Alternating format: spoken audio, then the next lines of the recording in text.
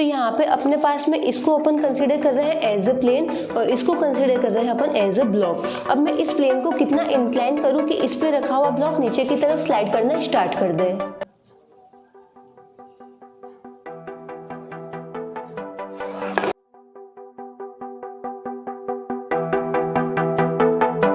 Hello everyone, I am Khushboo Tak and welcome to all of you, आपका अपना channel शिक्षा mission. तो आज अपन करेंगे एंगल ऑफ रिपोज पे किस टाइप के न्यूमेरिकल क्वेश्चंस बन सकते हैं। तो यहाँ पे अपन लेते हैं question, find friction force and if body is in motion calculate acceleration of block. तो यहाँ पे अपन को एक प्लेन दे रखा है, अपन ने प्लेन को 53 डिग्री के एंगल पे इंक्लाइन कर रखा है और उसके ऊपर एक ब्लॉक रख रखा है, उसका मास अपन को गिवन है 4 kg। अब जो ये ब्लॉक है, ब्लॉक पे अपन फोर्स लगा रहे हैं ऊपर की तरफ 8 न्यूटन का इस पे फोर्स लग रहा है। तो अब अपन को बताना है कि ये ब्लॉक नीचे की तरफ स्लाइड करेगा या नहीं करेगा। अगर ब्लॉक नीचे की तरफ स्लाइड करेगा तो उसमें होगा काइनेटिक फ्रिक्शन, और जब ब्लॉक मोशन में होगा तो उस टाइम जो फ्रिक्शन एक्ट करेगा वो होगा काइनेटिक फ्रिक्शन। तो यहाँ पे अपन देख रहे हैं अगर अप्लाइड फोर्स की वैल्यू 8 न्यूटन से ज़्यादा होगी तो ब्लॉक नीचे की तरफ स्लाइड करेगा, और अगर अप्लाइड फोर्स की वैल्यू 8 न्यूटन से कम होगी तो ये ब्लॉक नीचे की तरफ स्लाइड नहीं करेगा। तो सबसे पहले अपन निकालते हैं कि अप्लाइड फोर्स कितना है। तो ये जो ब्लॉक है, ब्लॉक का वेट एक्ट करेगा डाउनवर्ड डायरेक्शन में, अपन को इसका वर्टिकल कंपोनेंट मिलेगा mg cos थीटा और अप्लाइड फोर्स मिलेगा अपन को mg sin थीटा। तो यहाँ से अपन कैलकुलेट करते हैं।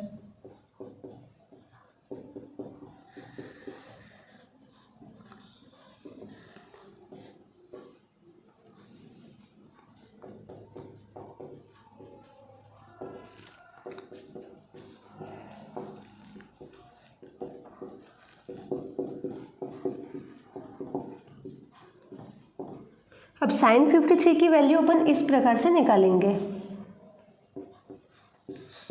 जब एंगल अपने पास में 53 होता है तो उसके जो सामने वाला परपेंडिकुलर होता है वो होता है 4 और जो बेस होता है वो होता है 3। तो हाइपोटेनस अपन को मिल जाएगा यहाँ से 5। यहाँ से अपन निकालेंगे sin 53 होता है परपेंडिकुलर अपॉन हाइपोटेनस। परपेंडिकुलर है अपने पास में 4 और हाइपोटेनस है 5। यहीं से निकालेंगे अपन cos 53। cos 53 होता है बेस अपॉन हाइपोटेनस।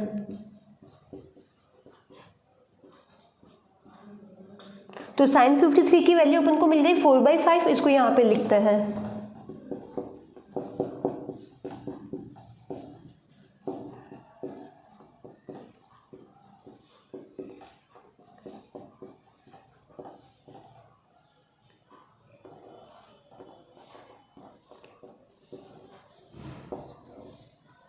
तो नीचे की तरफ जो फोर्स लग रहा है वो है 32 न्यूटन का और पीछे की तरफ जो फोर्स लग रहा है वो है 8 न्यूटन का। तो अपन देख रहे हैं अप्लाई फोर्स 8 न्यूटन से ज़्यादा है तो ब्लॉक नीचे की तरफ स्लाइड करेगा।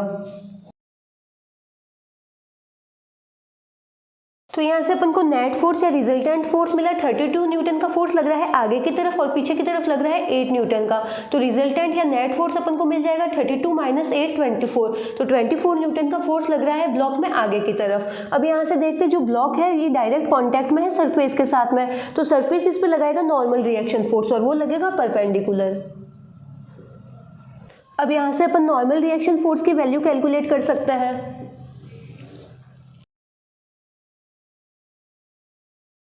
नॉर्मल रिएक्शन फोर्स मिला अपन को 24 न्यूटन का।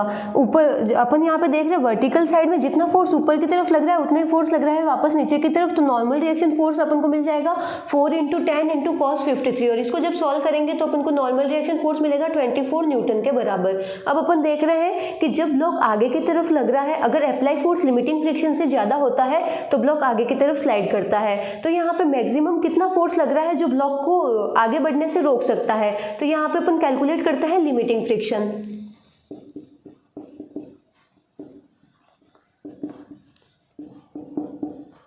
लिमिटिंग फ्रिक्शन होता है μs × n। μs की वैल्यू अपन को गिवन है 0.4 और n अपन ने यहाँ पे कैलकुलेट किया 24।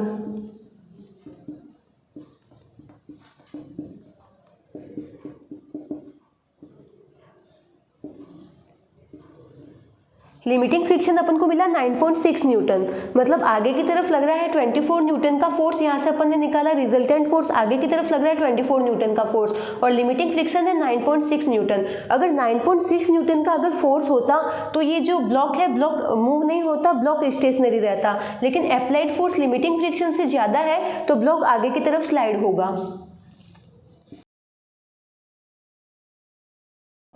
जब ब्लॉक मोशन में होगा तो उस टाइम जो फ्रिक्शन एक्ट करेगा वो होगा काइनेटिक फ्रिक्शन। तो यहाँ पे अपन कैलकुलेट करेंगे कि यहाँ पे कितना काइनेटिक फ्रिक्शन लग रहा है। तो काइनेटिक फ्रिक्शन होता है एफ ऑफ के इज इक्वल टू म्यू के इंटू एन। म्यू के की वैल्यू अपन को गिवन है 0.3 और एन अपन ने यहाँ से कैलकुलेट किया 24।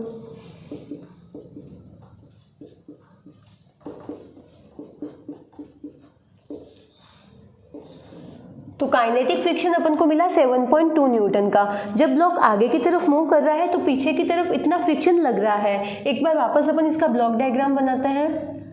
आगे की तरफ अपन को रिजल्टेंट फोर्स या नेट फोर्स मिला 24 न्यूटन। काइनेटिक फ्रिक्शन अपन को मिला 7.2 न्यूटन। अब देखते हैं अपन जो नेट फोर्स है वो काइनेटिक फ्रिक्शन से ज़्यादा है तो बॉडी आगे की तरफ जाएगी। बॉडी आगे की तरफ एक्सेलरेट हो रही है तो आगे वाले फोर्स को पॉजिटिव और पीछे वाले फोर्स को अपन नेगेटिव कंसिडर करेंगे और यहाँ से अपन नेट फोर्स लिखेंगे। नेट फोर्स हो जाएगा F net minus kinetic friction is equal to M A.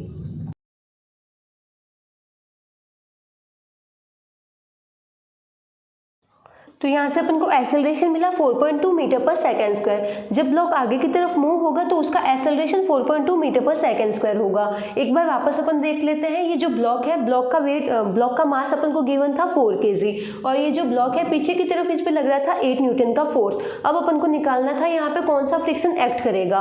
तो अपन देखते हैं जो ब्लॉक है, ब्लॉक का वेट एक्ट करता है डाउनवर्ड डायरेक्शन में। उसका अपन को वर्टिकल कंपोनेंट मिलता है mg cos थीटा और ये वाला कंपोनेंट मिलता है mg sin थीटा। तो जो है हॉरिजॉन्टल कंपोनेंट मिलता है अपन को mg sin थीटा, वही ब्लॉक को नीचे की तरफ खींचता है। इसी फोर्स की वजह से जो ब्लॉक है, ब्लॉक नीचे की तरफ मूव होगा।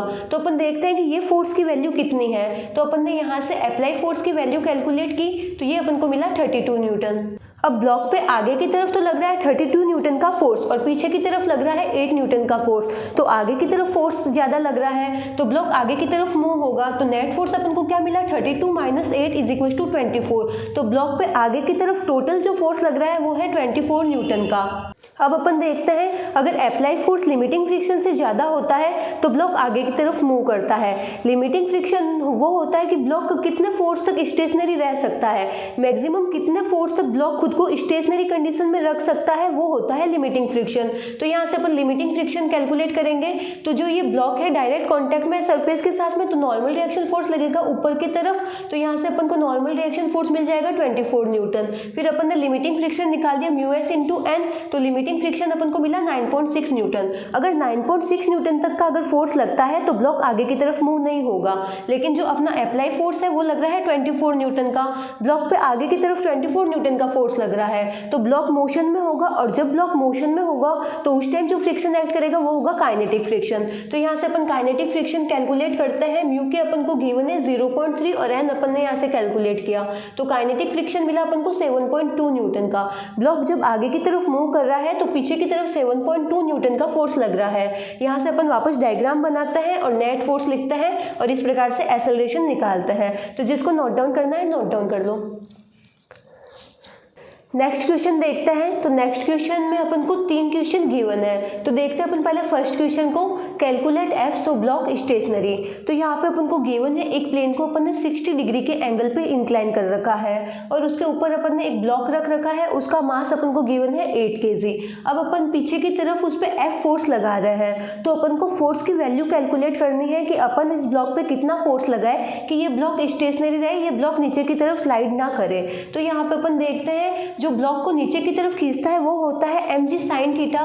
mg sin थीटा की वजह से जो ब्लॉक होता है वो नीचे की तरफ स्लाइड करता है। तो यहाँ से अपन कैलकुलेट करते हैं mg sin थीटा।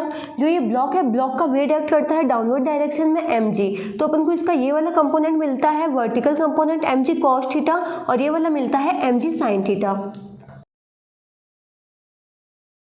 और ब्लॉक कांटेक्ट में है तो ऊपर की तरफ लगेगा नॉर्मल रिएक्शन फोर्स। तो यहाँ पे अपन देख रहे हैं कि mc sin थीटा की वैल्यू कितनी है, अप्लाई फोर्स कितना है। तो यहाँ से अपन को अप्लाइड फोर्स मिला 70 न्यूटन। फिर अपन देखते हैं अगर अप्लाई फोर्स की वैल्यू लिमिटिंग फ्रिक्शन से ज़्यादा होती है तो ब्लॉक आगे की तरफ स्लाइड कर लेता है। लिमिटिंग फ्रिक्शन वो होता है कि मैक्सिमम कितने फोर्स तक ब्लॉक स्टेशनरी रह सकता है, वो होता है लिमिटिंग फ्रिक्शन। तो यहाँ पे अपन देखते हैं कि पीछे की तरफ कितना लिमिटिंग फ्रिक्शन लग सकता है। तो यहाँ से अपन पहले कैलकुलेट करते हैं normal reaction. Normal reaction force अपन को मिला 40। अब अपन कैलकुलेट करेंगे लिमिटिंग फ्रिक्शन।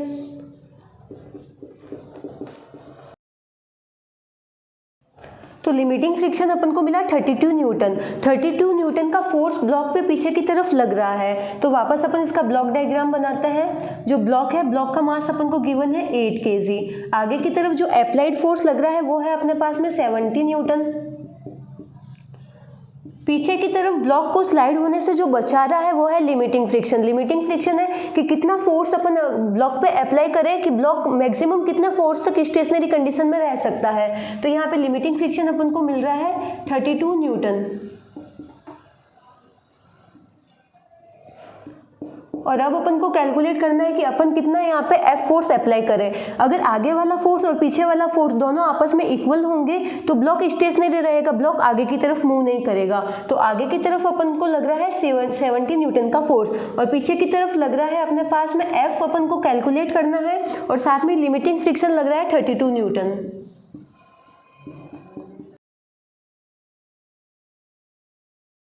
तो अपन को पीछे की तरफ 38 न्यूटन का फोर्स लगाना पड़ेगा। अगर अपन यहाँ पे 38 न्यूटन का फोर्स लगाएंगे तो यहाँ पे अपन जो फोर्स लगा रहे हैं वो है 38 न्यूटन का और लिमिटिंग फ्रिक्शन जो एक्ट कर रहा है वो है 32 न्यूटन का। तो दोनों का सम हो गया 70 न्यूटन और आगे भी लग रहा है 70 न्यूटन। आगे और पीछे दोनों की तरफ बराबर फोर्स लग रहा है तो ब्लॉक स्टेशनरी रहेगा, आगे की तरफ मूव नहीं करेगा। तो फर्स्ट का तो अपन को मिलेगा 38 न्यूटन। अब देखते हैं अपन second, calculate F so block move downward with constant velocity. अब अपन को बताना है कि अपन को यहाँ पे पीछे की तरफ अपन कितना फोर्स लगाए कि ब्लॉक आगे की तरफ मूव होना स्टार्ट कर दे, आगे की तरफ मूव होने लग जाए और उसकी वेलोसिटी कांस्टेंट होए, मतलब उसका एक्सेलरेशन 0 होना चाहिए। अगर वेलोसिटी कांस्टेंट होती है मतलब उसका एक्सेलरेशन 0। तो अब ब्लॉक हो गया मोशन में और मोशन में होता है तो उस टाइम जो फ्रिक्शन एक्ट करता है वो होता है काइनेटिक फ्रिक्शन। तो यहाँ पे अपन कैलकुलेट करते हैं काइनेटिक फ्रिक्शन।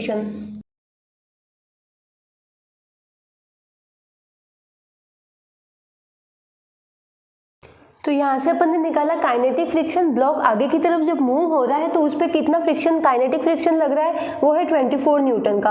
अब जो ब्लॉक है, ब्लॉक को आगे की तरफ जो खींच रहा है वो तो है 70 न्यूटन का। तो ब्लॉक आगे की तरफ मूव होने लग जाएगा तो पीछे की तरफ जो काइनेटिक फ्रिक्शन लगेगा वो लगेगा 24 न्यूटन का। तो यहाँ पे अपन को फोर्स की वैल्यू कैलकुलेट करनी है और अपन को पता है ब्लॉक आगे की तरफ मूव हो रहा है मतलब एक्सेलरेशन हो रहा है आगे की साइड में। तो जिस साइड में बॉडी एक्सेलरेट होती है उस साइड के फोर्स को पॉजिटिव और उसके जस्ट ऑपोजिट फोर्स को नेगेटिव। तो 70 minus kinetic friction minus F is equals to M अपन को गिवन है 4 और एक्सेलरेशन की वैल्यू है 0 क्योंकि ये जो ब्लॉक है ब्लॉक कांस्टेंट वेलोसिटी से मूव कर रहा है। अगर वेलोसिटी कांस्टेंट है मतलब वेलोसिटी चेंज हो ही नहीं रही है और एक्सेलरेशन होता है चेंज इन वेलोसिटी पर चेंज इन टाइम। यहाँ पे वेलोसिटी कांस्टेंट है, वेलोसिटी चेंज नहीं हो रही है, इसकी वजह से एक्सेलरेशन अपन को मिलता है 0। तो जब अपन इसको मल्टीप्लाई करेंगे एम गिवन है 4 0 तो ये हो गया 0। तो यहाँ से अपन F की वैल्यू कैलकुलेट कर लेंगे।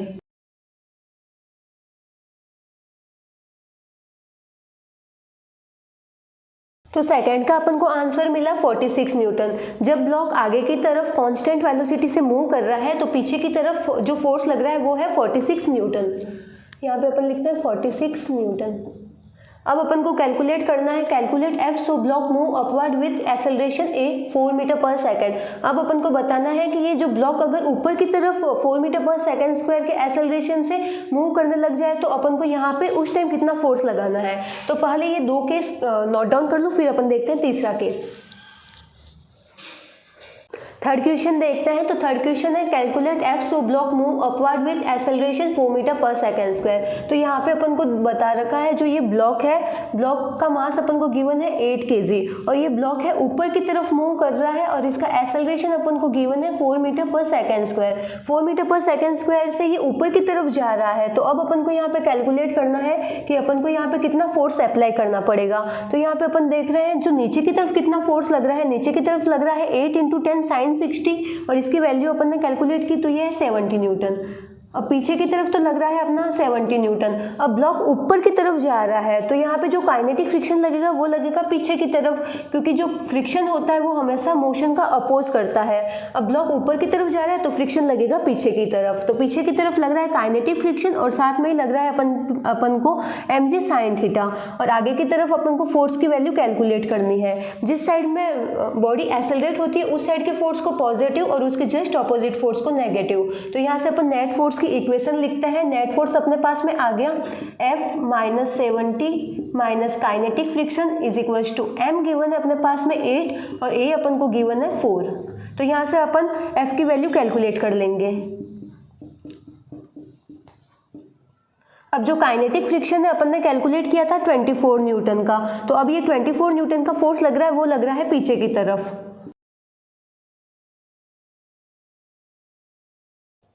तो अपने पास में फोर्स की वैल्यू आई 126 न्यूटन। अब जब ब्लॉक आगे ऊपर की तरफ 4 मीटर पर सेकेंड स्क्वायर के एक्सेलरेशन से जा रहा है तो अपन को यहाँ पे 126 न्यूटन का फोर्स अप्लाई करना पड़ेगा। तो यहाँ पे अपन ने तीनों ही केस देख लिए। फर्स्ट केस जिसमें ब्लॉक को स्टेशनरी रखना है तो अपन को कितना फोर्स लगाना पड़ेगा, उस टाइम अपन को लगाना पड़ेगा 38 न्यूटन का फोर्स।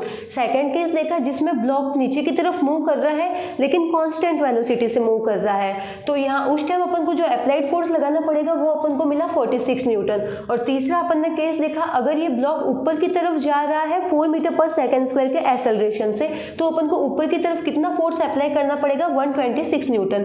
तो जिसको नोट डाउन करना है नोट डाउन कर लो और बाकी के क्वेश्चन अपन करेंगे नेक्स्ट लेक्चर में। Thank you.